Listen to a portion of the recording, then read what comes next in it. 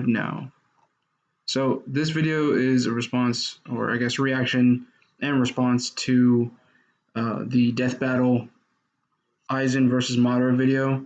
Now, just to kind of make things easier, I'm going to start off at the Sosuke Aizen part because I feel like they acquitted Madara very well. They didn't do so well with Aizen, and on top of that, I don't really like to nitpick, but I'm going to nitpick here because Death Battle does a lot of research, as they claim, and they take a lot of time on it. So I feel like you get as good as you give, and in this situation, I feel like they did not give well. So I'm going to pause frequently. I'm going to try not to pause too much, but I'm just going to answer things that I think I have a problem with, and I'll address their final evaluation at the end. So here's my 2 cents.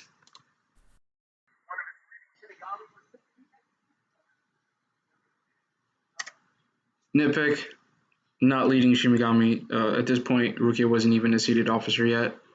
Again, that's a nitpick, but eh.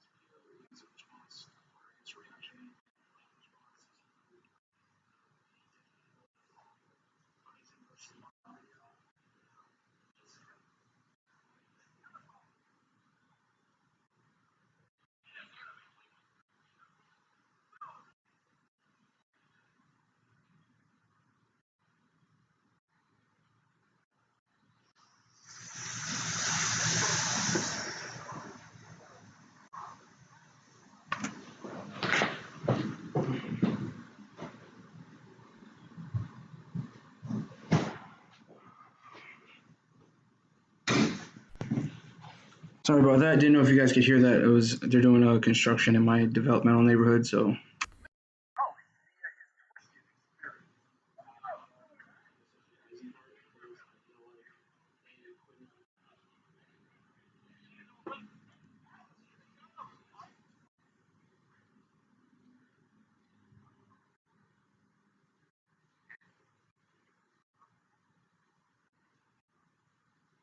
Getting things right here. They are. Now, this is something one of the instant things I saw. This isn't true. So Rukia states that in the very first chapter of Bleach, so I'm really shocked I got this wrong, you need spiritual awareness to both touch and see and hear spiritual beings. If this wasn't the case, if what they said was true, then Rukia would have still been able to interact with Ichigo when he lost his powers. Actually, one of the first things she says to Ichigo is, "You can see me." Ichigo kicks her, and then she goes, "Wait, you can touch me." So you need spiritual awareness or a certain amount of spirit energy to see, hear, and touch them, period.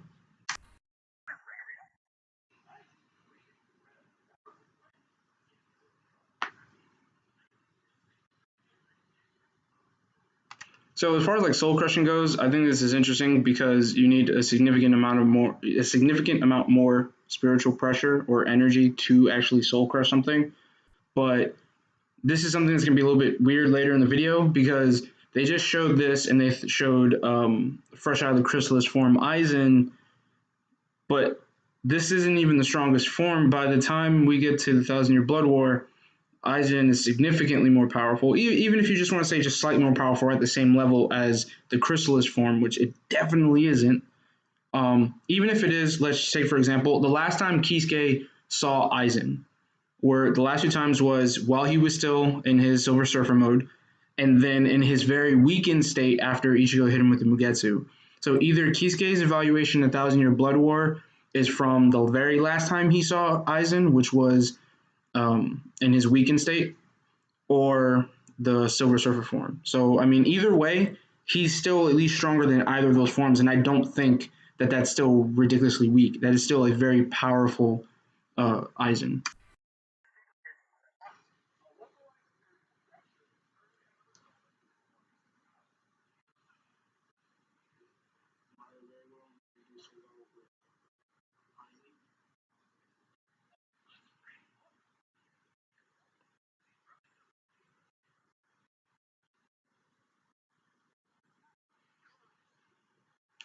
Now, I thought this was weird.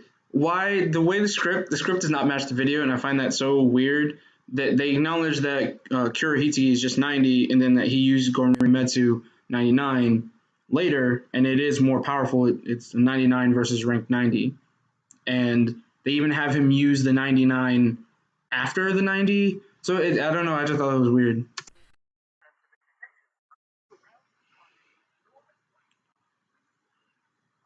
It does, but it also cuts initially anyway.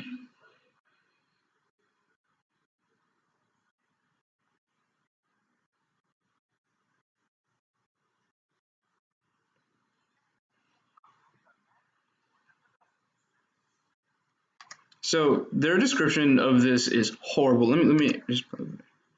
So it's a horrible explanation. They're not just magical swords; they themselves are also spiritual entities as well. They're attached to the person. They are the person.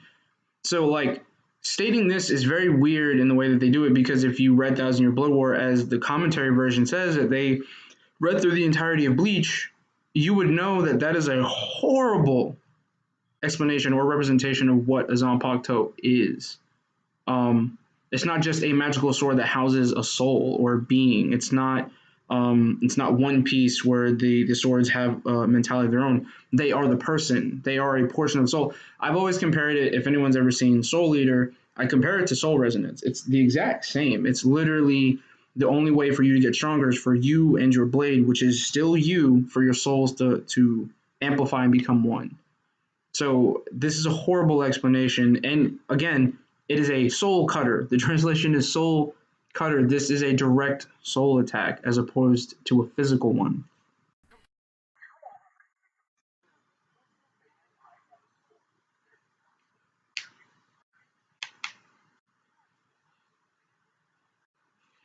A near perfect illusion is, again, a horrible explanation. It is a perfect illusion. You can be aware that you're an illusion clearly, because if you see something that doesn't exist existing in front of you, then it's probably an illusion. But ultimately, no one has broken out of it. Now, within the scope of what it does, it is a perfect illusion. That doesn't mean it doesn't have weaknesses. Like, for example, someone with a very refined ability to detect spirit energy and differentiate one between the other, like Yamamoto does in Fate Car Clear Town. Yamamoto was able to took the stab from Aizen and was able to differentiate between the fact that Kyoka Suigetsu has a certain spirit signature, and so does Aizen. Because they are basically the same being, they're going to be the same, but there are going to be slight differences, probably extremely minute. And Yamamoto was able to differentiate from the simple fact that the blade that was in his gut was the real one, because Aizen doesn't control what you can sense spiritually. Now, that can be affected in other ways with Keto, hiding spiritual pressure, things like that, but that isn't an indictment on the ability itself. Within its scope of ability, it is perfect. And we're going to get to why I believe the Sharingan, the Ren Sharingan, and the Rinnegan do not affect this necessarily.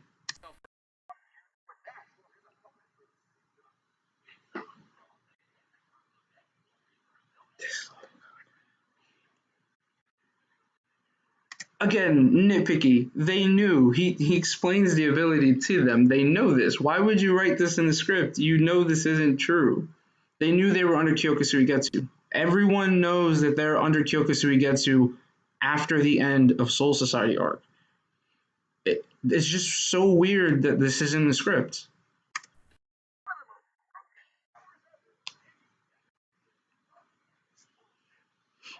I kind of agree with that, yeah.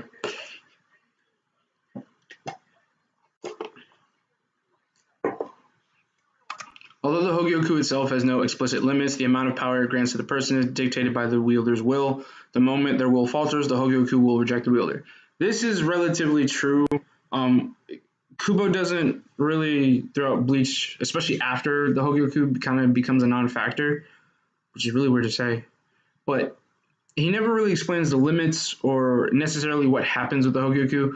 I don't think the Hogyoku actually rejects Aizen. If it did, then I don't see why it allowed him to stay as he was. Now, maybe it had no dictation after that, Um, but ultimately, the Hogyoku is subservient to Aizen up until that moment. I think it had more to do with the Keto spell that Kisuke put on Aizen as opposed to it just not appreciating him because it stays with him. I imagine if it didn't subject itself to Aizen, it would unfuse from him. I mean, because the whole point of it fusing with him was him subjugating it. So I find this to be a bit weird. I wish Kubo would explain it just a bit more, but again, really can't really say much about that. It's more about speculation.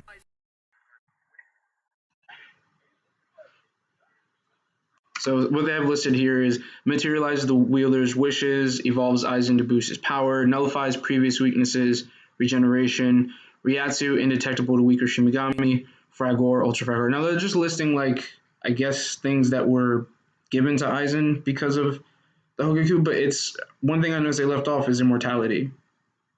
Aizen can't die. Now again, it's a weird form of immortality in the sense that he potentially still could be killed if a being of unknown power were to exist. For example, it's explained why he's still alive in the Thousand Year Blood War. You would have to have a significant amount more of spirit energy than Aizen with a Hogyoku has to be able to permanently stop his heart. So you have to prove without a doubt that the person he is fighting can absolutely overwhelm his spirit energy. But from what we kind of understand about Aizen, his spirit energy may be as limitless as the Soul King, so he is effectively immortal.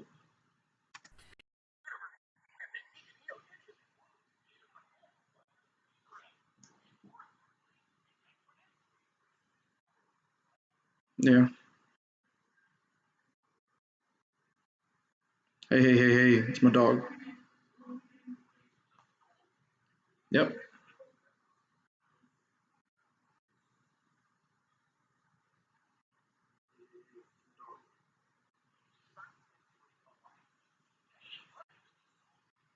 The only souls we see in the living world are those. I'm reading the notes at the top. The only thing we see in the living world are those from Earth. Since Soul Society and Wakamundo are meant to be home to the souls of the dead, it's safe to assume they're the same size as Earth.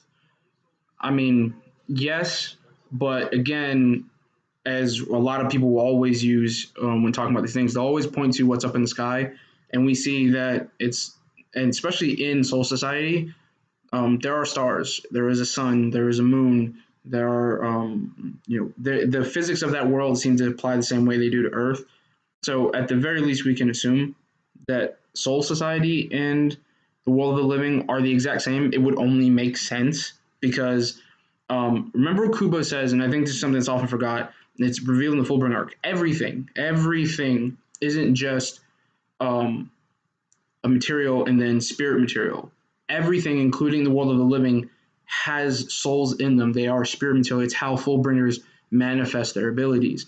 So if there is a star in the world of the living made of spirit energy, there is a reflective star in Soul Society with the same thing.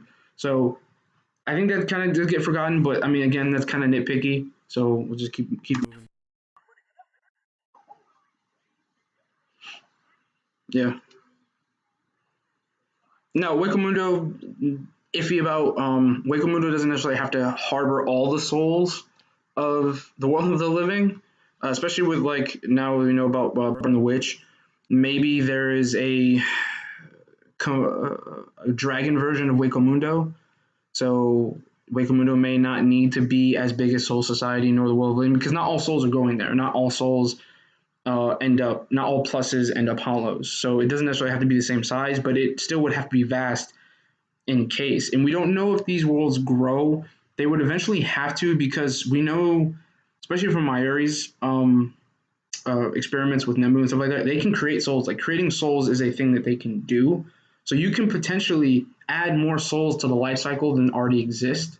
So you would have to have a world that can compensate. Or potentially it could cause an imbalance, but we'll see.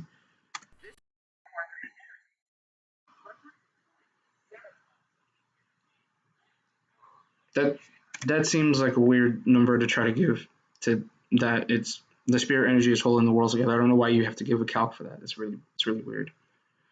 Now, This part here, I always thought was interesting. A lot of people downplay this, like they call the mountains that they destroy hills, but when you look at them, they're not hills. It's a mountain, and they are. It's not even like a typical like the mountain breaks apart like you see in other things, or it's shaved down like you see Jiraiya do with a Rasengan. It's literally evaporated. It's gone. It's been broken down to the smallest possible particles.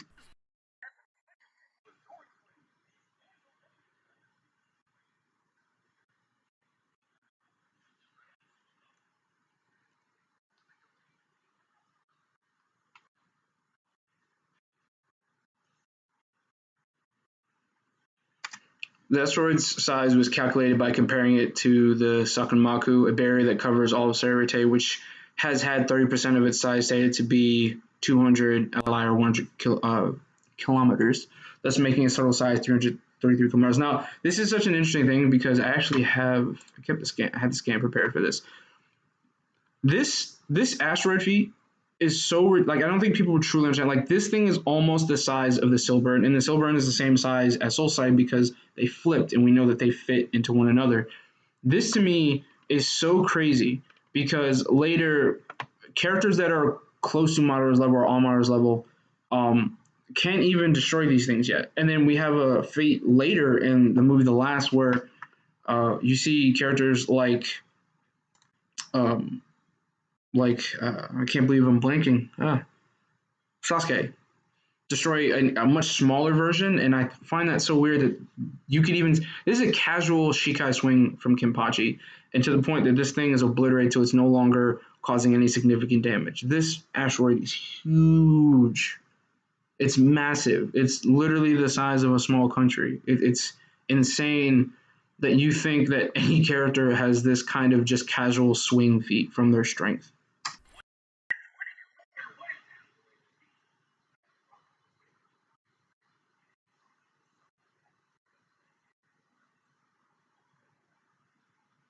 Okay.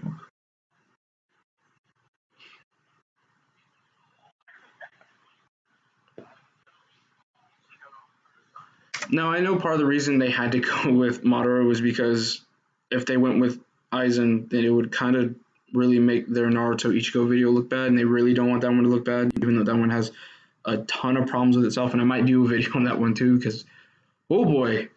But Ichigo losing, Aizen losing to Mugetsu Ichigo is in no way a bad thing because, as the data book states, and just kind of confirmed from what happens in the anime, that Ichigo is the strongest character in the series until you get to the very end of Thousand Year Blood War.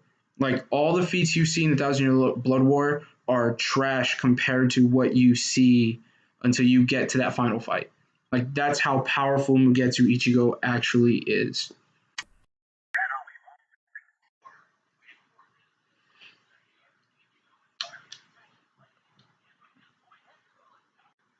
You really give me an ad? That's insane. That's that's crazy. Oh, that's wild.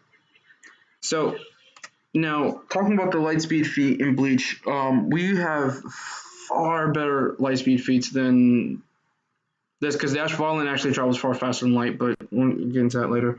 You have speed feats like everyone says back in Soul Society arc, and then another one I don't think a lot of people talk about. I wanted to compare. I didn't have it prepared beforehand, but Naruto dodges the light fang. The light fang is stated to be the speed of light. Now, it isn't calculated to being any faster than that. Naruto, even though he knew the attack was coming, and he was very close to the attack, he still barely dodges it. You can say, oh, it was cool factor to watch him kind of slip a blast, but we have to go with what we see. Shinsui has a very similar feat in the series just back in FKT, and I think that's so weird that it doesn't get talked about. Shinsui comes in thinking that Stark can't pull the trigger on his gun. He can't fire. He thinks that he has to reload the gun. But he pulls that trigger. And if anyone remembers, or you watch the anime or go look at the manga, Shinsui is literally right in front of the barrel of the gun. At point blank range, he dodges a light speed Zero. And he's not even hit from it. This is FKT Shinsui. This isn't as strong as he gets, and this isn't as strong as other characters because other characters are faster than him. Yamamoto, for example, is at least twice as fast because in Soul Society arc, he cleared the same distance Shunsui did in far less time. He was waiting for his so he's not even the fastest character. And Ichigo, whose whole point is, and if Kubo emphasizes it every time you see Ichigo fight, his speed is ridiculous. It's the one thing and it's the one thing his Bankai or his abilities you can say consistently boosts in Bleach. Ichigo's speed constantly is getting boosted and it's constantly showed off. Especially in the example they have here, where he's fighting the Femridders or the Bambis. I'm gonna call them Bambis. Um, he casually is dodging these, and the Ashvalen itself is much faster than light because it has to travel faster than light because the events that occur up top and then down below, it has to move faster because the distance itself, it doesn't match up. It moves faster than light. So this is a horrible understanding of Bleach characters and their speed.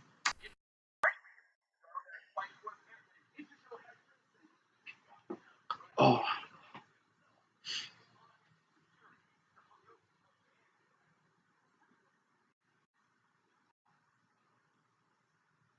Uh, Mukin. It's not just the bottom of the basement of the prison. It's significant.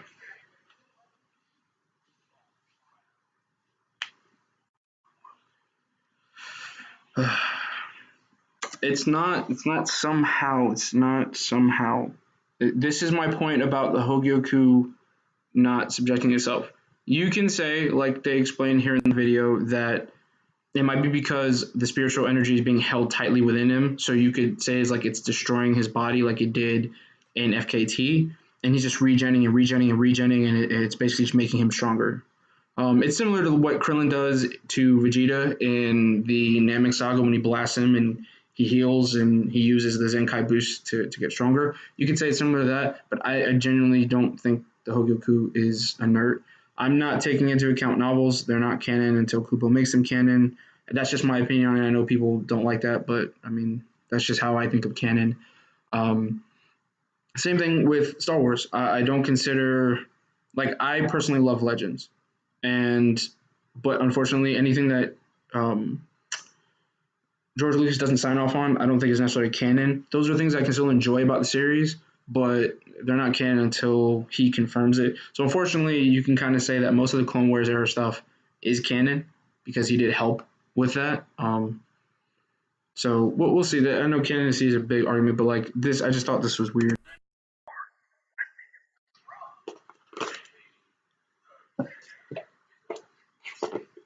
Also, we need to talk about Muken. Muken again is the where you throw the immortal criminals, the people you can't kill. And most of these criminals have amount of spirit energy, like Aizen, that is almost damn near infinite. So you can't even. So the fact that he has to be trapped in a dimension that can hold him, and people like Kenpachi and Kenpachi and Kenpachis. So like this is my point about the misunderstanding of Bleach. These characters' spirit energy caps at the lowest. These high level characters stops at like dimensions that they can casually warp reality.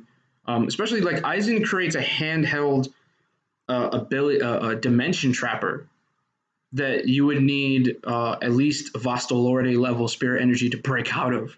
This is my point about them understanding these characters. It's insane to me.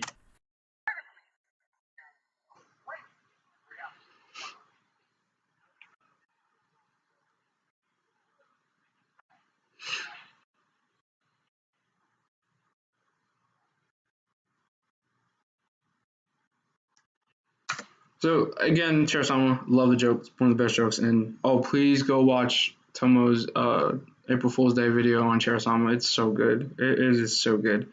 But the chair literally takes a transcendent Aizen's Kurohitsugi and is unbroken. I think people really don't understand how powerful this chair is. The chair doesn't break until it gets hit by a Soul King Yuha. So it seems like they actually kind of feels like they downplay Aizen with the chair. It's very weird.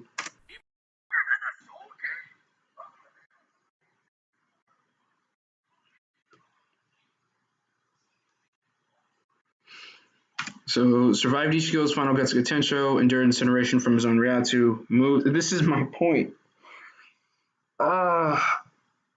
Aizen literally recovered from just the Hogoku. Like it remade him. Oh, it's so. Stopped the Hado from Tessai with an enchanted Donku. Caught Ichigo's Bankai with his finger. This was way back in base Aizen. This is one shot of being immune to Reiatsu. Yeah, I guess. I mean, match Soul King Yuha in combat. He definitely did that and defeated the Ghost Eater seen the Visor Urara Ichigo. Now, I'll probably talk about this in a later video, but I really do have a problem with the Aizen beating everyone in FKT. It's a fantastic, awesome feat, and I love it. But most of those characters were like on death's row. Like Rose and Love, they were in no condition to fight Aizen because they didn't survive Stark. Like Stark was going to kill them. They were done. And then Shunsui steps in. So and then Shunsui at the end of that fight is all messed up. So it's kind of weird.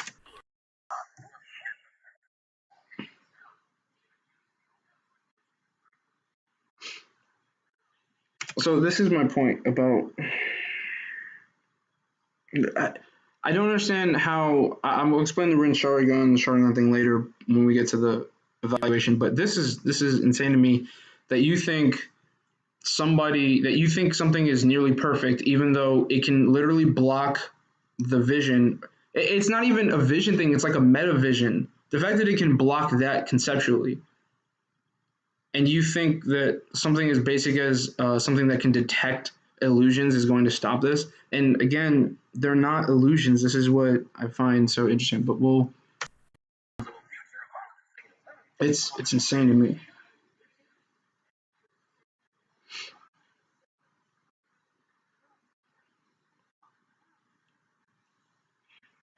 Man, I really love that Kubo did this for Aizen. I'm glad Aizen kind of.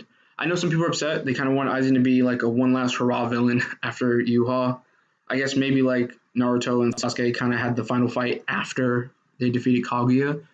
But I kind of like that Aizen kind of rethinks his philosophy. It kind of shows like I really love this concept of like maybe in those 20,000 years, Aizen will personally will change enough. Could you imagine a soul society run and controlled by an Aizen with better intentions? No, not say I don't think Aizen had really horrible intentions before for everything. He just was doing a lot of grimy stuff to get it.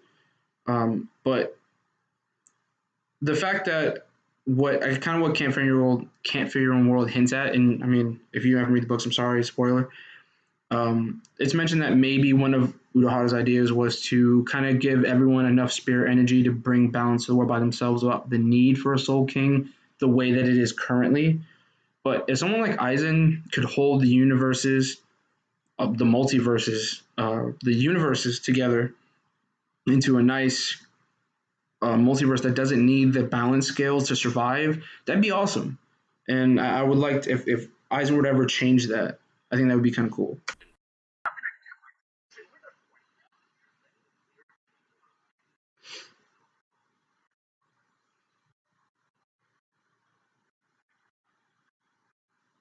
That was such a good scene. Yeah, I drink Starbucks occasionally, not all the time.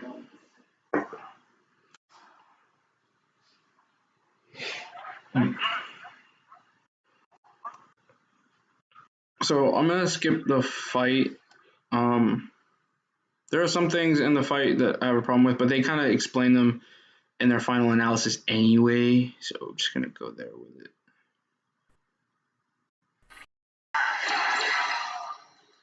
It's just ridiculous. It's just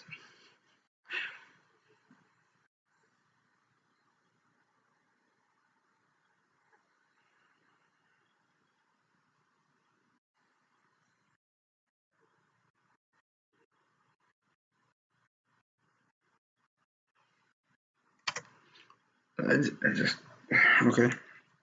Madara didn't fake his fake death. I don't know. That's a joke, I guess. Let's actually.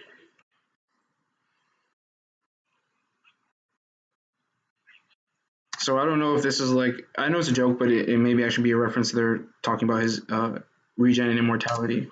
Uh,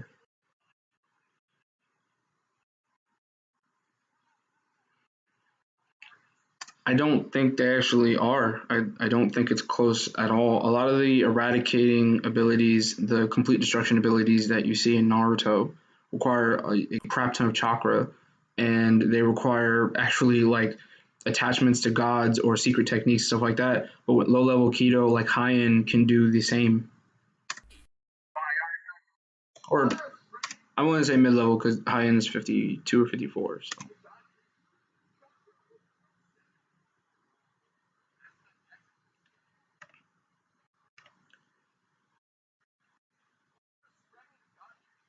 This is so ridiculous. I can't even. First of all, I thought we don't do outside amps. Even if you're giving a character um, their abilities, like if you're giving him, like Aizen made the Hokuoku, and then he made it stronger by feeding it to another Hokuoku and taking the Soul King piece. It's not the same as taking a whole other living being and then putting it inside yourself and then getting tricked. But how does this count as a destruction feat? This is the tree itself. Now, if they were to show the deep force emergence ability that he uses, I have no problem with that. This is not the same. Well,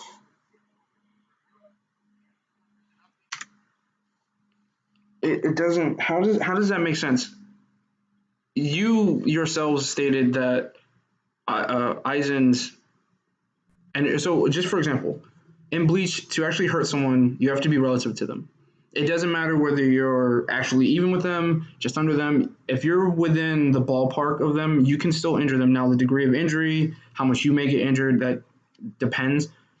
But Aizen clearly cut Soul King Yuha, cut him, damaged him to the point that Yuha took him seriously, to a degree anyway, as much as Yuha takes anything seriously. Um, this shows that his spirit energy is far higher than anything the tree, the Ten Tails ever shows. We're talking about planetary stuff with this.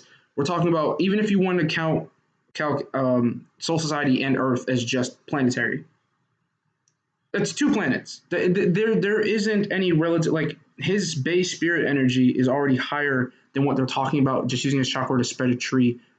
It's kind of silly. I don't believe they're relatively fast as each other.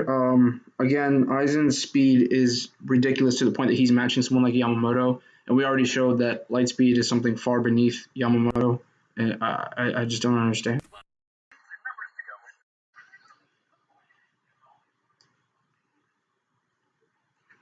Which is worse because when you talk about when you're trying again when you're talking about Thousand Year Blood War Aizen, we're talking about a character that is far stronger than all the feats you see in FKT or Deicide if you want to break it up that much.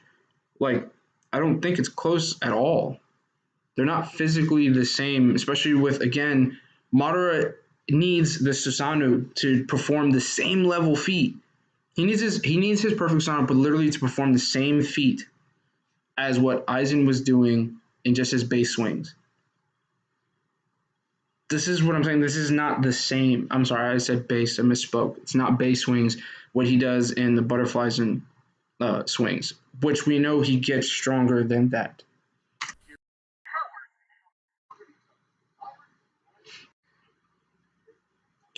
Again, what does this matter when you have a character like Aizen who can match these things? So again, I think I pointed this out in the comment section. Aizen is a Kido master, someone who's probably worthy of being the Kido Corps captain. Aizen literally blocks an 88 full enchanted Kido blast from the Kido captain, who is able to stop time and teleport beings using illegal Kido. He did this chantless with an 81 Bakudo. Now, granted, Danku does negate all Hado 89 and lower. However, it was a full chanted 88 and it was an unchanted 81 Danku. There should have been give and there was none. It completely nullified it. This is just a blocking ability. Something like Majestic Flame is doing nothing. Even if you want to say that he has a variety of jutsu, he has access to all of the nature chakras, you still have Flame Kido, Electric Kido, water stuff like this. So this is my point. Like anything you say, he has Aizen also has that by proxy of being a keto master. You can say, well, I've never seen him perform a bunch of these keto feats. Doesn't necessarily matter because he still has Kurohitsugi and Gorin Metsu that he can literally whip out chantless with Soul King level spirit energy. These are not the same technical feats. Again, with the meteor that they're showing on screen, this meteor is significantly smaller than the one that hit Soul Society. They're not even close in size.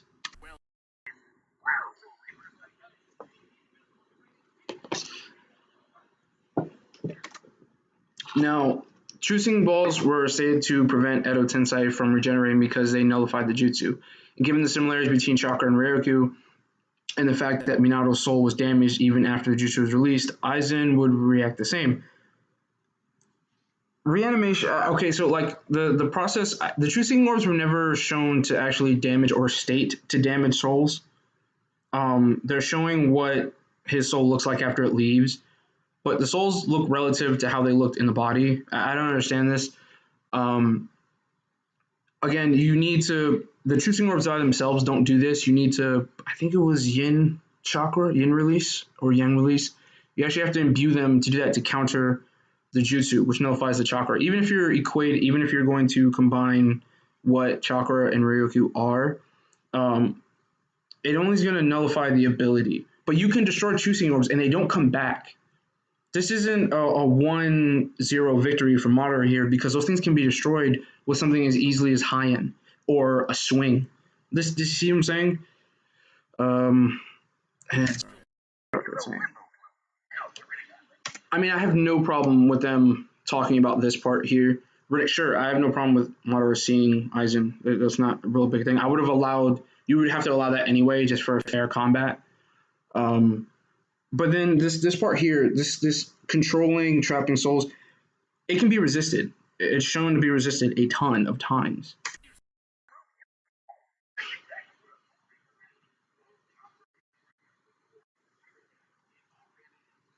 Yeah, that's fine.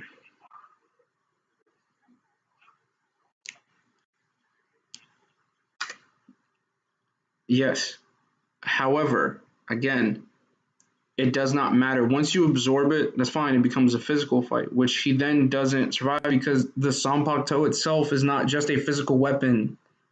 It's a spirit weapon. Like, again, these things can be resisted. Even if you're going to say that he's going to absorb and steal spirit energy, it doesn't necessarily affect Aizen because, again, Aizen's spirit energy is far higher than what Madara has in chakra. And to dispel the force field, first of all, oh my goodness, no, that's not how it would happen. Even if it were, it's not like the force field gets hit and it instantly dissipates. That's not how That's not how it's never worked. Like a perfect example of this is in the Thousand Year Blood War. Jugo, someone who has control of spirit energy. It's not like these characters don't fight other characters like this. Jugo breaks down one of his. I almost said Asane. Nanao's barrier that she made specifically to block Quincy's. Jugum just kind of pulls the spirit particles out of the joints to break down the thing. He even needed time to do this. This is a character who has free control over spirit energy. And this is someone like Asane. This is my point. Like, just saying that he can break shields is one thing, but that doesn't guarantee anything because it's not like an instant nullifier. If it was an instant nullifier, it would be a problem. You could say that, but it isn't. You even see times where you can trick chakra abilities like Naruto does with the transformation jutsu, or it even takes time to absorb certain attacks. Like it takes Madara time to absorb just a basic Rasengan, not a basic, but a giant Rasengan from Naruto. This is what I want to get to. This is absolute nonsense, and I hate it so much. So first of all, the Sharingan doesn't instantly break you out of Genjutsu. It lets you know that you are under Genjutsu, and you can kind of see what kind you are under. However, it does not give you the ability to block them. It does not give you the ability to nullify them. Now, this is another interesting concept that they didn't talk about. I guess finish quick.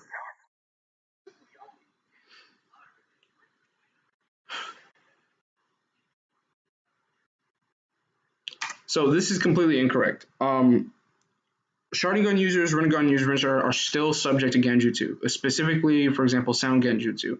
We recommend watching Captain Havocs video. He talks about this in his Kakashi versus the Sound Ninja 4. Sound Genjutsu is one of the most powerful Genjutsu you can have in Naruto. It bypasses the Sharingan. It bypasses the Rinnegan. For example, Jiraiya understood that the Rinnegan was powerful and it probably wouldn't work under any regular Genjutsu. So he used the Sound Genjutsu to get around it. He one-shotted 3 paths with Genjutsu, and Pain admitted that it would, if he had his other bodies there, they would have lost still. This is my point. The Rin Sharingan, the Rinnegan, and the Sharingan are not the end-all be-all when it comes to Genjutsu and illusions. This is utter nonsense. And to generally break out a Genjutsu, you need a partner if you aren't aware you're under one. The basic thing about Genjutsu that they also do not talk about is that Genjutsu actually affects the user, the target, in the sense that it uses the target's own chakra to put them under an illusion. Aizen's Kyoka Suigetsu's Complete Hypnosis is not the same. It is a one-time ritual that if you view, Aizen now has control of your senses. It does not use your own spirit energy to put you under these illusions. It's literally just Aizen's. We know this because although Aizen's illusions, they work on Yuha can break them because they don't necessarily work on, because he can overcome it with his own spirit energy. We know Madara does not have the same amount of spirit energy as Aizen does. So even if he were under this, it would not work. He would not be able to break it because it's not controlling his. He would still be under. Now, if you want to add that, okay, maybe he will be able to see through the Sharingan. I have no problem with that. But that's still 4 other senses that the Sharingan does not give Madara the ability to break. This is not something you can just break out of. The fact that they're so heavy towards Naruto and they've already done so much research on it, you would have thought they would have mentioned this, that Genjutsu works differently than just simple illusions. And Aizen's, again, also is different. Aizen's, so just put simply, Kyoka Suigetsu works off of Aizen's spirit energy. Genjutsu Naruto works off the target's chakra. You realign your own chakra to stop the Genjutsu. That's how it works. He would not be able to break out of it. And even if you could say the visual level, the input visually, Madara would be able to see through with the Rinnegan or Shin Rinnegan, whatever. It's still 4 other senses that matter in a battle that he has full control of.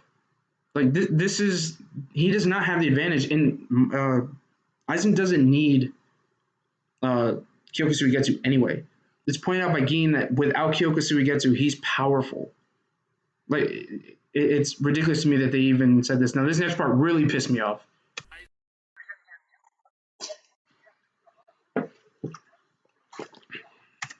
She did not subconsciously notice its flaws.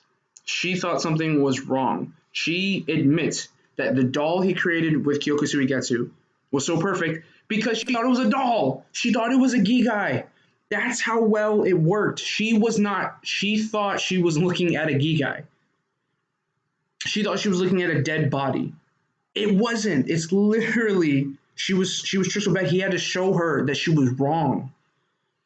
It doesn't ever explain why Unohana is actually, she never explains why she's why she doesn't fall for it necessarily, but she does talk about the fact that she kind of is suspicious of the entire situation in general, which that's not an indictment on Kyoka Suigetsu itself.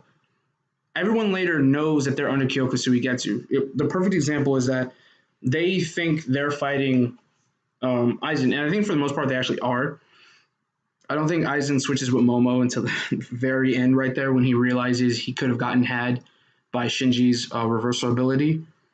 But this is my point. It is perfect. Outside of what it doesn't control, clearly it doesn't work.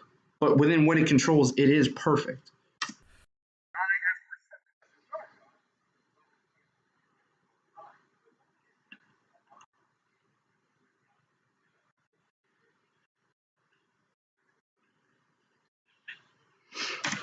This is fair. He doesn't show any resistance to the things, but he shows that he can reverse people's perception like he did with Shinji in order to fix himself. But the other thing is that they don't show that Aizen here instantly counters this by perfectly reacting to Shinji. Yeah, initially he gets hit, but what does it matter? Like, this is a base Aizen. And then base Aizen quickly figures out the illusion and then gets past it. It's not a resistance, sure, but I don't get their reasoning here.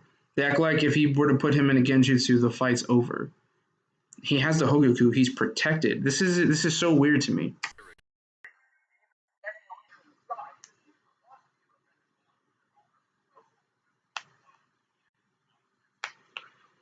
But this is my point. They say monsters are by the Rinnegan. They're just summons. They're regular beasts. They're not special really in any way. I find this so weird. Like, we had characters like Itachi and other characters just no diff them. Like a group of Anbu no diff the three-headed dog. What? And then you have, again, they're talking about the meteors. The meteors is a non-starter. We showed that characters far weaker than that Aizen casually obliterate meteors far larger with far more force. That makes no sense. This is another point. A space rending kick did that to Madara. Physical attacks. He's still weak to nature chakra, and he's still weak to physical attacks. If they really were doing their research, they would know that Fragor and Ultra Fragor is absorbed natural reishi. It's natural. It's absorbed natural reishi. Basically, in that form, Aizen is no different from Ichigo. He is a composite being of all the races. The point that Fragor attack was literally nature energy absorbed into a bomb, and he threw it. And he can throw it about 6 more times. And then Ultra Fragor is, I think, Fragor, but with a multiplier. It's insane that they could say that and then not realize that Aizen has the 2 exact direct counters to the invulnerabilities that he has, while Madara doesn't have any. Like, you're gonna sit here and say that he can get crushed by a thing, but what does that matter when he can blow up the meteor? He can incinerate. Even if I give you the fact that he can fully incinerate him, the Hogoku would bring him back. This isn't a fair fight for Madara. Again, Kurohitsugi in its second strongest form that we've seen it used, literally bent space and time. That's what it would do to Madara, what you see on screen. Like, I don't understand how they got to this conclusion.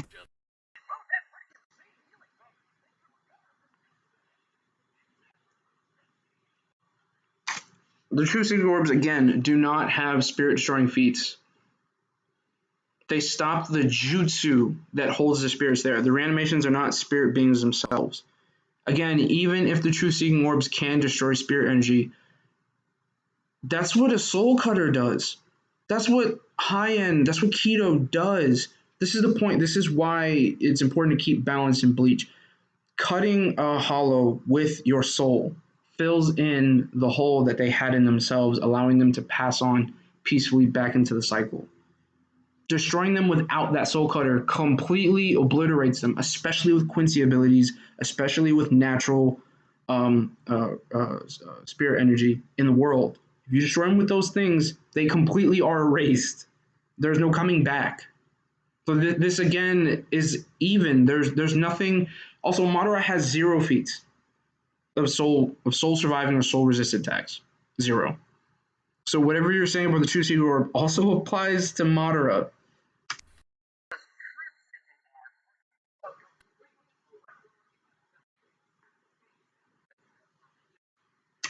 Is that true? Is that true? Is it? So I guess the third Hokage literally no longer exists then, right? He's just completely gone. Yeah, we know that's not true.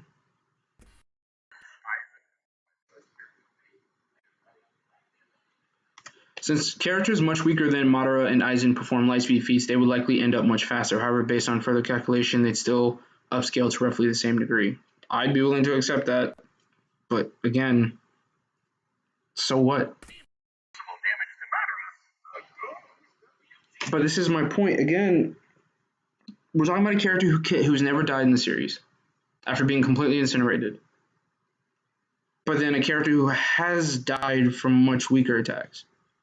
Like that's generally the end all be all. Like they've used that logic before, and although I do agree with the Doomsday versus Hulk fight, once his regen got outclassed by the physical output, or the fact that Hulk even showed a situation where his healing factor can get taxed, they use that and beat that into the series. The inconsistency here is kind of really bad.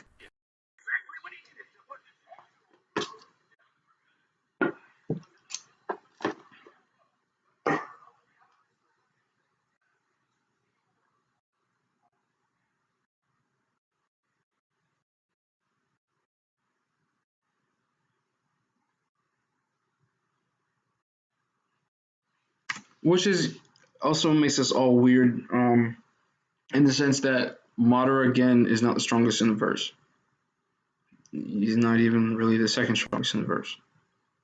But you have a character like Yuha is far stronger than Kaguya, and then you could actually feasibly argue that Aizen is second in the verse.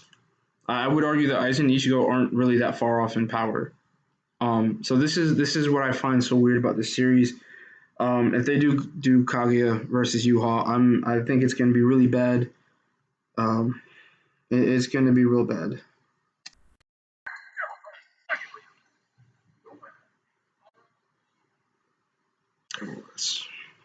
Oof. Yeah, so thank you guys for watching. I just wanted to talk about this. I was going to do a regular video, but I really didn't know how to do it, and I've been trying to learn how to do live so I can get better at it. So this is going to be my second live video. Thank you for watching. If you're watching later, I appreciate the view. Like, subscribe, please. You guys have a fantastic day. Now I just got to end the stream.